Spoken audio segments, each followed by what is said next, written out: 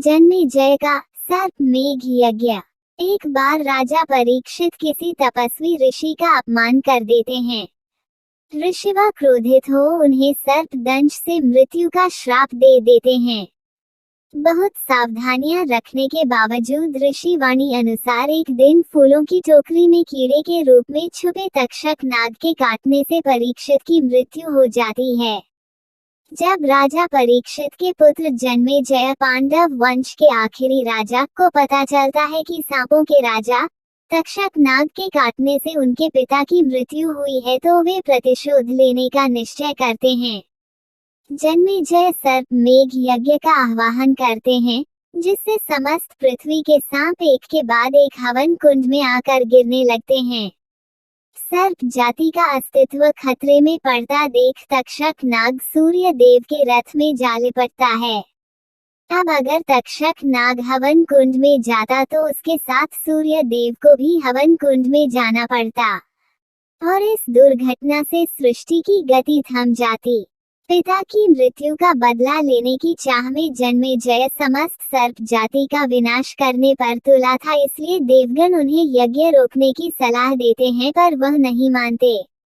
अंत में अस्तिका मुनि के हस्तक्षेप से जन्मेजय अपना महाविनाशक यज्ञ रोक देते हैं। सार बुरे कर्म का बुरा फल मिलना अटल है, नियति को कोई टाल नहीं सकता। धृतराष्ट्र का पुत्र मोह। हस्तिनापुर नरेश धृतराष्ट्र जन्म से अंध थे। इस कारण वह ज्येष्ठ पुत्र होते हुए भी राजा बनने योग्य नहीं थे। परंतु राजा पांडु एक गंभीर बीमारी का शिकार हो जाने की वजह से वन प्रस्थान कर गए थे और एक राज्य का सिंहासन रिक्त नहीं रखा जा सकता था, इसलिए धृतराष्ट्र को पांडु का प्रतिनिधि राजा बनाया गया था। एक बार राजसुख का स्वाद चख लेने वाले धृतराष्ट्र चाहते थे कि उनके बाद हस्तिनापुर का राजा उनका पुत्र दुर्योधन बने। इसी लालसा में उन्होंने न्याय और अन्याय में तर्क करना छोड़ दिया और अपने पुत्र की हर एक ज्यादती को वो अनदेखा करके पांडु पुत्रों से पग पग पर अन्याय करते गए। दुर्योधन ने भी पांडवों के लिए अपने हृदय में घृणा ही पाल रखी थी। भीम को जहर देकर नदी में डुबोना, लाक्षागृह में आग लगाकर पांडु पुत्रों और कुंती को जिंदा जला देने का षड्यंत्र, द्रौपदी चीरहरण, द्यूत क्रीड़ा में कपट करके पांडवों को वनवास भेजना और ना जाने ऐसे कई षड्यंत्र से उसने पांडवों का अनिष्ट करने की चेष्टा की थी। अंत में जब उनके पाप का घड़ा भर गया तब धर्म युद्ध हुआ और उस महायुद्ध में लालची धृतराष्ट्र के 100 पुत्र मृत्यु को प्राप्त हुए। अपनी लालसा की वेदी पर अपने समस्त पुत्रों की बलि चढ़ा देने वाले धृतराष्ट्र ने युद्ध समाप्ति के बाद भी भीमसेन को अपनी भुजाओं में जकड़कर मार डालने का प्रयास किया था, लेकिन अंत में शर्मिंदा हो और हार स्वीकार कर धृतराष्ट्र पत्नी सहित वन चले जाते हैं। सार लालच बुरी बला है, इसे करने वाले का अंत भी धृतराष्ट्र जैसा ही होता है, परास्त और अपमानित।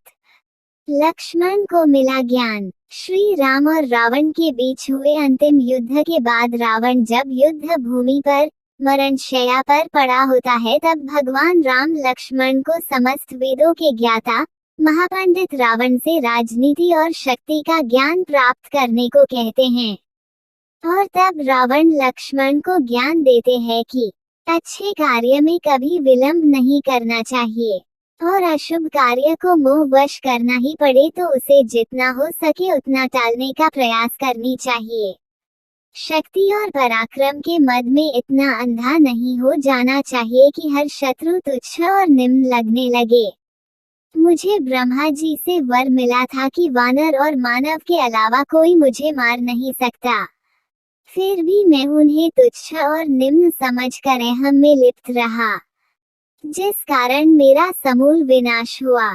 तीसरी और अंतिम बात रावण ने यह कही कि अपने जीवन के गूढ़ रहस्य स्वजन को भी नहीं बताने चाहिए। चूंकि रिश्ते और नाते बदलते रहते हैं, जैसे कि विभीषण जब लंका में था तब मेरा हितैषी था, पर श्री राम की शरण में आने के बाद मेरे विनाश का माध्यम बना। सार अपने गूढ़ रहस्य अपने तक रखना, शुभ कर्म में देरी ना करना, गलत काम से परहेज करना और किसी भी शत्रु को कमजोर न समझना, यह अमूल्य पाठ हर एक इंसान को अपने जीवन में उतारना चाहिए। भस्मासुर को शिव का वरदान। पूर्व काल में भस्मासुर नाम का एक राक्षस हुआ करता था। उसको समस्त विश्व पर राज करना था। अपने इसी प्रयोजन को सिद्ध करने हेतु वह शिव की कठोर तपस्या करता है। अंत में भोलेनाथ उसकी बरसों की गहन तपस्या से प्रसन्न होकर उसके सामने प्रकट होते हैं। शिव उसे वरदान मांगने के लिए कहते हैं। तब भस्मासुर अमरत्व का वरदान मांगता है। अमर होने का वरदान सृष्टि विरुद्ध विधान होने के कारण शंकर भगवान उसकी यह मांग नकार देते हैं। तब भस्मासुर अपनी मांग बदलकर यह वरदान मांगता है कि वो जिसके भी सिर पर हाथ रखे वह भस्म हो जाए। शिवजी उसे यह वरदान दे देते हैं। तब भस्मासुर शिवजी को ही भस्म करने उसके पीछे दौड़ पड़ता है। जैसे तैसे अपनी जान बचाकर शंकर भगवान विष्णु की शरण में जाते हैं और उन्हें पूरी बात बताते हैं। भगवान विष्णु फिर भस्मासुर का अंत करने के लिए मोहिनी रूप रचते हैं। भस्मासुर जब भटक भटक कर शिवजी को भस्म करने के लिए ढूंढ रहा होता है, तब मोहिनी उसके समीप प्रकट हो आती है। उसकी सुंदरता से मुग्ध होकर भस्मासुर वहीं रुक जाता है और मोहिनी से विवाह का प्रस्ताव रख देता है। मोहिनी जवाब में कहती है कि वह सिर्फ उसी युवक से विवाह करेगी जो उसकी तरह नृत्य में प्रवीण हो। अब भस्मासुर को नृत्य आता नहीं था, तो उसने इस कार्य में मोहिनी से मदद मांगी। मोहिनी तुरंत तैयार हो गई। नृत्य सिखाते सिखाते मोहिनी ने अपना हाथ अपने सिर पर रखा और उसकी देखा देखी भस्मासुर भी शिव का वरदान भूलकर अपना ही हाथ अपने सिर पर रख बैठा और खुद ही भस्म हो गया। इस तरह विष्णु भगवान की सहायता से भोलेनाथ की विकट समस्या का हल हो जाता है। सार ज्ञान और दान सुपात्र को ही देना चाहिए। कर्ण की निष्ठा। एक राजपुत्र होते हुए भी कर्ण सूत पुत्र कहा गया। कर्ण एक महान दानवीर था। अपने प्रण और वचन के लिए कर्ण अपने प्राणों की भी बलि दे सकता था। पांडवों की शिक्षा खत्म होने के बाद आयोजित रंग भूमि में आकर कर्ण अर्जुन को ललकारता है कि अगर वह संसार का सर्वश्रेष्ठ धनुर्धर है तो उससे मुकाबला करके सिद्ध करे। कर्ण एक सूत के घर पला बड़ा होता है, इसलिए उसे सूत पुत्र समझकर अर्जुन से मुकाबला नहीं करने दिया जाता है। पांडवों के प्रखर विरोधी दुर्योधन को यहाँ एक अवसर दिखता है और वह फौरन कर्ण को अंग देश का राजा घोषित कर देता है और कर्ण को अपना मित्र बना लेता है। दुर्योधन के इस कृत्य से कर्ण के दुखते घावों पर मरहम लग जाता है। लेकिन समय सीमा खत्म होने के कारण रंगभूमि में कर्ण अर्जुन का मुकाबला टल जाता है। पांडवों और कौरवों के अंतिम निर्णायक युद्ध के पहले भगवान कृष्ण कर्ण को यह भेद बताते हैं कि तुम एक पांडव हो और कुंती के ज्येष्ठ पुत्र हो।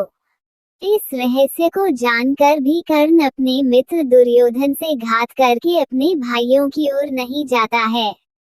दिव्य कवच कुंडल के साथ कर्ण जेया था और महाभारत के युद्ध में पांडव कभी उसे परास्त नहीं कर पाते।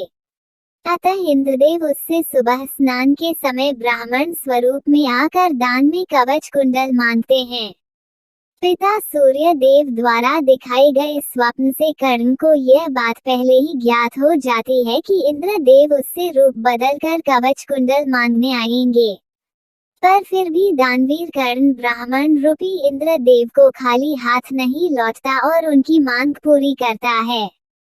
इंद्रदेव कवच कुंडल के बदले में कर्ण को एक शक्ति अस्त्र प्रदान करते हैं, जिसका इस्तेमाल सिर्फ एक बार किया जा सकता था और उसका कोई काट नहीं था। युद्ध के दौरान भीम का पुत्र घटोत्कच कौरव सेना को तिनकों की तरह उड़ाए जा रहा था। उसने दुर्योधन को भी लहूलुहान कर दिया। तब दुर्योधन सहायता मांगने कर्ण के पास आया। कर्ण शक्ति अस्त्र सिर्फ अर्जुन पर इस्तेमाल करना चाहता था, पर मित्रता से विवश होकर उसने वह अस्त्र भीमपुत्र घटोत्कच कर चला दिया और उसका अंत कर दिया। और इस तरह अर्जुन सुरक्षित हो गया। अपने साथ दो दो शापों का बोझ लेकर चल रहे कर्ण को यह बात पता थी कि जहाँ धर्म है वहीं कृष्ण होते हैं और जहाँ कृष्ण है वहीं विजय भी होती है।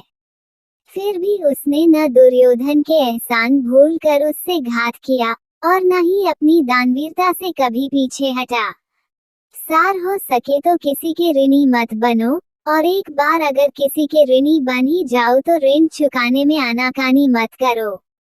अगर कोई कुछ मांगने आए तो उसे निराश नहीं करना चाहिए, जितना संभवता हो उसकी मदद करनी चाहिए। पौराणिक दंत कथा अनुसार एक बार शिव जी के निवास स्थान पर कुछ दुष्ट व्यक्ति प्रवेश कर जाते हैं। इस बात का बोध होते ही शिवजी नंदी को कुछ निर्देश देना के लिए बुलाते हैं, लेकिन अत्युत्साही नंदी शिवजी को अनसुना करके उन दुष्टों के पीछे भाग पड़ता है। नंदी के इस अबोध आचरण से क्रोधित होकर भगवान शिव नंदी को आज्ञा देते हैं, आज से तुम्हारा स्थान मेरे निवास स्थान के बाहर ही रहेगा। इसी कारण आज के समय में भी भगवान शिव के प्रिय नंदी का स्थान मंदिर के बाहर ही स्थापित किया जाता है। सार बिन सोचे समझे किसी कार्य में अमल करने पर अपार विपदा आ सकती है। जब कोई ज्ञानी व्यक्ति कुछ बोल रहा हो तब उनकी बात काटनी नहीं चाहिए और उन्हें अनसुना नहीं करना चाहिए। भीमसेन का अभिमान। पांडु पुत्र भीम को अपने बलशाली होने पर अत्यंत गर्व हो जाता है। वनवास काल के दौरान एक दिन वह वन की ओर विचरते हुए दूर निकल जाते हैं। रास्ते में उन्हें एक वृद्ध वानर मिलता है। वानर की पूंछ भीमसेन के रास्ते में बिछी होती है।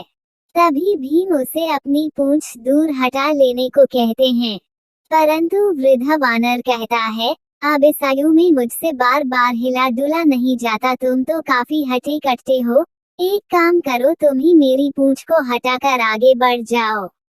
भीम उस वृद्ध वानर की पूंछ उठाकर हटाने के लिए भरसक प्रयास करते हैं, परंतु वह पूंछ को 1 इंच भी हिला नहीं पाते हैं। अंत में भीमसेन उन्हें हाथ जोड़कर प्रणाम करते हैं और उन्हें अपना परिचय देने का विनम्र आग्रह करते हैं। फिर वृद्ध वानर के रूप धरे हुए पवन पुत्र हनुमान अपने असली स्वरूप में आ जाते हैं और भीम को अपना अहंकार छोड़ने की सीख देते हैं। सार, बल, बुद्धि और कौशल पर कभी घमंड नहीं करना चाहिए।